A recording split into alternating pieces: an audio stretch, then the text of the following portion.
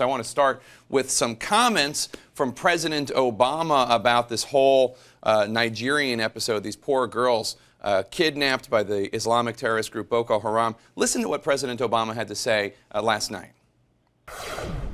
I have this remarkable title right now, President of the United States. And yet,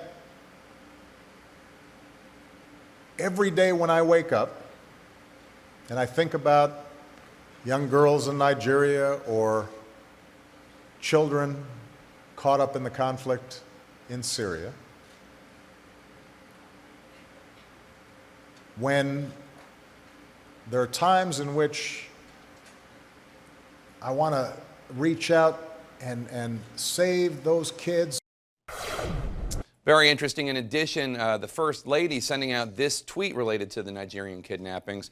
The First Lady saying, "Our prayers are with the missing Nigerian girls and their families. It's time to," using the hashtag, "bring back our girls." Signed MO Michelle Obama, signifying she wrote the tweet herself. You know, what's so interesting about this, guys, is it's as if it's just the couple next door talking about how much they wish they could do something, and not the guy with the most powerful military in the world under his command and his wife. Why the sense of futility? Well, in many ways, what they are doing is projecting the limits, or his own limits, on U.S. power right now. But what the administration says is that for weeks they've been offering support to the Nigerian government. It's only this week that they realize that this really is a problem. And look, that there are teams from the State Department, Pentagon, FBI that will be on the ground within days, and the challenge now is really going to be about tracking. Yeah, and I think the challenge that this president has, and is in some ways created for himself, is this perception of weakness. You had him